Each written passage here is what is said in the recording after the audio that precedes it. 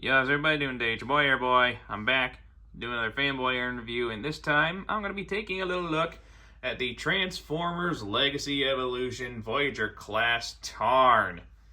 And prior to use, before we look at the guy himself, we show, lo and behold, his gorgeous box. So, as we can see here, it is your typical Legacy box. Very nicely done. Comic Universe Tarn. He is a comic book character. I need to adjust this freaking thing. There we go. Alright, this side of the box, we got some artwork of Tarn. The other side, we got some artwork. And a little plastic-free packaging thing. I think that's dumb, because what's keeping little kids from just reaching in here and just getting their grubby little hands all over the thing and breaking the thing? Anyway, the back of the box, you got your product shops. Evo Fusion. Dumb gimmick for this particular figure. Okay. Transforms to 27 steps, yada yada yada. Nothing at the bottom, nothing at the top. Okay, that's it. And now, we shall take a look at Tarn. Now, I have yet to fully indulge myself in the IDW comics. However, I do know a little bit, and I know enough to know that Tarn is definitely one of my favorite characters. He's got a cool design. I know the basics surrounding his story and the team he works with. He's overall a very interesting character. And here we have him in his Cybertronian tank mode. I believe in the comics, he has an addiction to transforming, which can result in your T-cog or transformation organ to fail. So he's constantly had to get surgically fixed in order to keep feeding his little addiction. So he would be in this mode a lot, to my understanding. Again, I haven't fully indulged in the comics yet. I plan to, though. My job sells the collections. Anyway, let's take a closer look at this tank. As you can see, lots of nice molded detail all throughout. Nice bits of silver paint here along the treads. They molded in like little wheel bumps, but no actual wheels. Okay, I don't know why they couldn't work that in. Underneath, you can see the robot thighs. You can see the back of the head. Take a look back here at the top of the figure. As you can see, lots of nice molded detail. The gun barrels are done in a transparent plastic, just painted over. And the robot, the only thing I don't like about the vehicle mode is that the robot hands stick out at the back. I'm hoping a third-party company or one of those 3D printing places that I like make something to remedy that. Now, again, because he doesn't have wheels, he cannot roll, unfortunately. He just slides. However, these little turns here can move left and right if you want them to. And the gun barrel can also, or in the turret, can also rotate. And you can rotate the little turret barrels themselves individually if you feel like it. However, if you pull them up too high, it'll pop it loose, so try not to do that too often. Now my OCD is going to act up because I can't tell if I got these cannons on straight or not. It's off by even a hair. It's going to make me feel odd. Alright. Now, for vehicle mode comparisons, actually, before I get into that, where did I put them? Okay. Before I get into vehicle mode comparisons, the accessories he comes with are already attached to him. However, the gun barrels, both the smaller ones and the big ones, are compatible with the blast effect parts from the Siege toy line. I like that they're keeping the functionality of this, but they really need to release some new figures with more blast effect parts, because we haven't got anything that actually comes with these little things for a while. So you can plug them in there if you want. You also plug them in to the big guns if you want. It's a little tight, but it's doable. Well, yeah, it's tight, but it's doable. I promise you it does work. I would not lie to you. Now it's going to bug me again. I gotta make sure. Okay, yeah, it's got to be perfect.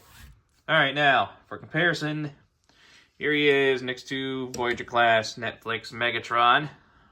So you can see how big Tarn is compared to Megatron. And yeah, this particular version of Megatron is quite a bit bigger than Tarn.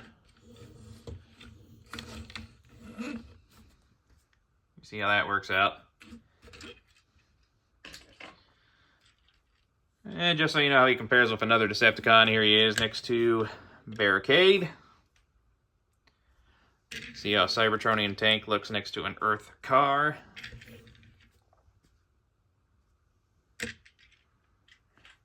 And here he is next to Optimus Prime, Earthrise Prime.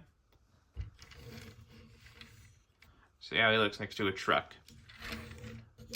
I know there's a third-party IDW Optimus Prime out and about somewhere. I'm probably going to try to hunt that thing down because it looks sick.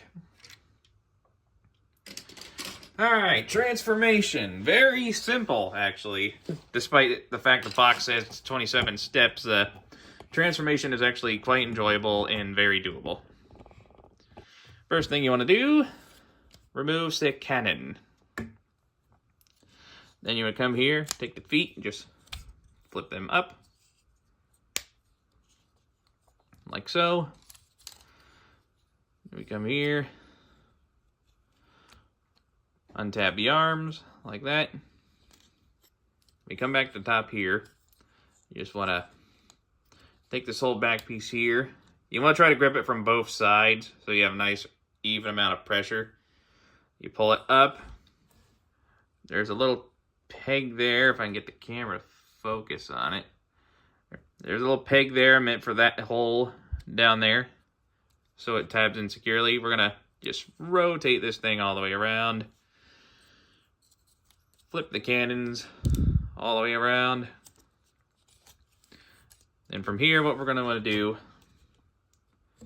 is we're gonna take these arms, or take these treads and rotate them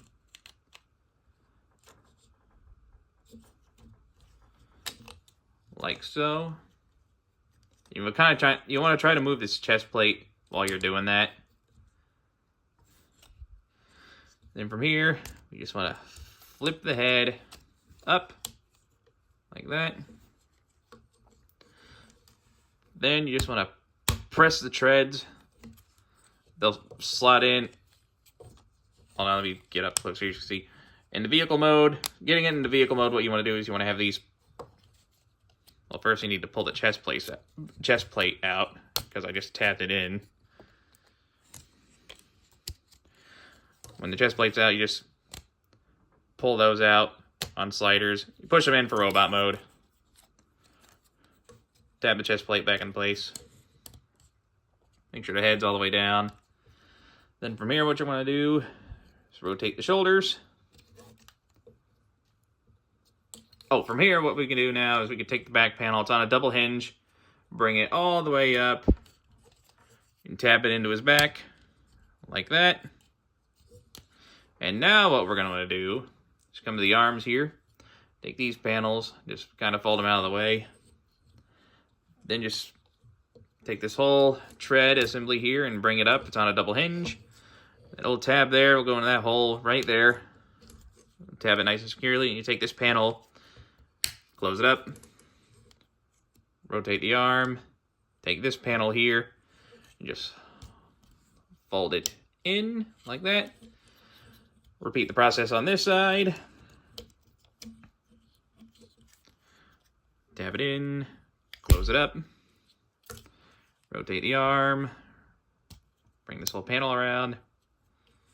And there we got the arms all done. And from here, what you want to do is you want to take the legs. The knees are double jointed. Just bring them all the way up. They'll click into place. Pull the legs apart. Flip the feet down. And last but not least, we're going to take the cannon, rotate this bit so it's facing forward, so that the tabs are facing forward. Then you just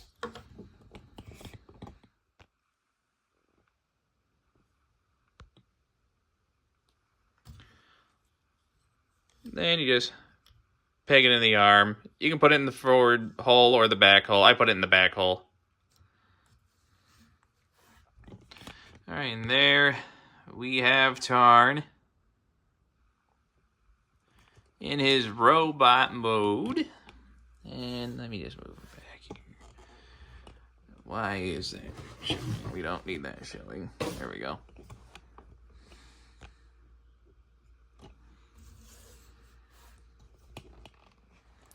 And, yeah, I can't get the crap that I don't want in frame out of frame. That's kind of annoying.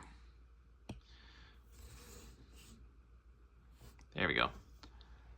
Here we have Tarn in his robot mode. If I can get the camera to focus. Focus.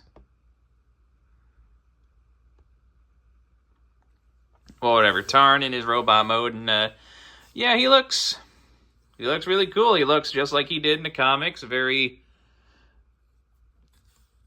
funny, he looks like he's got a slender-ish build, but he still looks bulky and tough.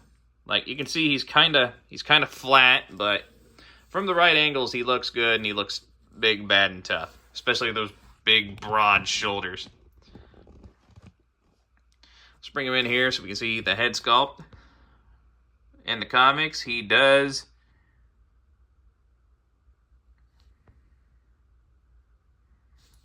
Way too close. There we go. In the comics, he does wear a Decepticon logo mask. And unfortunately, it's not a removable mask. It's just one piece. I'm sure DNA Designs will cook up something, though. All in all, lots of nice molded detail all throughout this figure. Like, I really dig the IDW designs for the characters. I'm so glad that IDW, or characters that have more or less been exclusive to the comics, are starting to see a little bit of love. And I'm so glad that Tarn was one of the first ones to come. I believe that they are planning to take Tarn's design and use it for Bludgeon. I am definitely grabbing that thing when it comes out. We've needed a new Bludgeon, and this is a solid figure. And this is a solid figure with a very solid design, perfect for Bludgeon. Alright, and again, the only accessory he comes with is currently attached to his arm. Alright, I'll go ahead and show off the gimmick now, the Evo Fusion gimmick. You just take the cannons, plug them together, make a big rifle, and yeah, you can plug it into his hands and he can hold it that way. I think it's dumb. Oh, something else you can do, which I don't think is dumb, is if we do this correctly... I haven't done this, so I believe what you want to do is you want to plug the guns in like that, and you can fold these turrets down to get them out of the way. You plug this into his back, like so, and give him shoulder cannons. I'm fairly certain I did it wrong. Hold on a second, let me just fiddle around with this. Am I doing something wrong? Oh, I am. Okay, I'm big dum-dum. You want the tabs facing up. There we go. Shoulder cannons. Pew pew pew.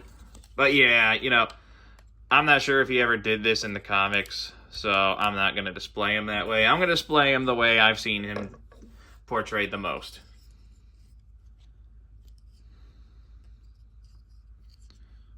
That's with the big-ass gun on his arm. Just let me make sure everything's orientated properly so that my OCD doesn't kick in during the rest of the video. And there we go. Alright. Now, as far as articulation is concerned, the head's on a ball joint. You can look up that far, down that far. Full rotation.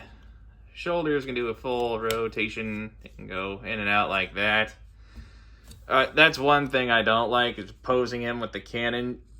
in order to do a decent looking aiming pose, it has to be completely straightforward. I mean, you can bring it in like that, but you can't bring it out unless you bring the shoulder up like that. It can make the pose look a little awkward because of the shoulder design, but it's a minor nitpick. Hey, where was I? Oh yeah, rotation, inward joint from transformation, a decent elbow bend, well over 90 degrees. Wrist rotation, the fingers can open and close. Very nice. Full rotation at the hips. He can do not a full split, but he's got a decent spread. Legs can kick that high, kick that far back. There's thigh rotation, a pretty deep knee bend, and if you disconnect the transformation connection, you can get the full knee bend. And the feet gonna go up, down, and you do get a small amount of tilt. It's not the most, not the least. I wish he had a little bit more ankle tilt, but overall it's not terrible. You can still get some pretty wicked poses out of this guy. But for now, I'm gonna straighten him up for the robot mode comparisons. All right, now robot mode comparisons. Please move back a little more, like about there. There we go. Over the camera. Okay, first comparison. Here he is with Megatron, his Lord and Master, to see how he compares to him. And yeah, Megatron's a little beefier, a little bulkier.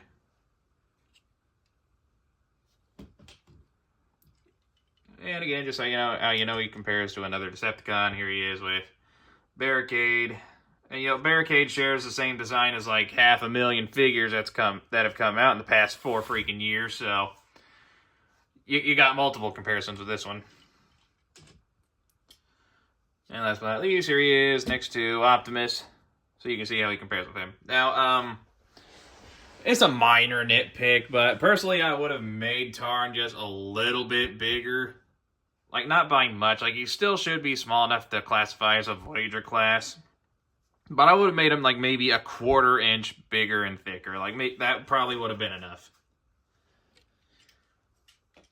Alright. I think that just about does it for Tarn. Now,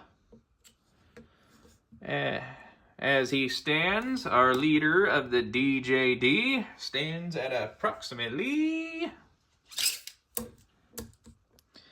6.5 inches. And at the time of release, he's going for about $35 to $40. Which is now, the time this video is going up, it's about the time he came out. And that's about how much he's worth. Realistically, I wouldn't pay more than $50 for him today. Down the line, maybe $65 at the most. Now, do I think he is worth that price, and do I recommend getting him? Hell to the yeah. The 2 nitpicks I have are his shoulder pads can make posing with the weapon a little bit of a hassle, and I wish he was just a hair bigger. Other than that, I think he is a pretty good, very solid figure. He looks awesome. He feels pretty solid. Like, again, your mileage might vary, but mine feels pretty solid. I don't have any issues with mine whatsoever. And if the rumors are true about Bludgeon getting to use this guy's design, very good choice. This guy will make a solid Bludgeon. And he is a perfect Tarn. If you can find him, I highly recommend picking him up. Anyway, this has been the Transformers Legacy Voyager class Tarn review. If you enjoyed this video, hit that like button, leave a nice comment, enjoy the rest of your day, and I will catch you all in the next review. Bye-bye.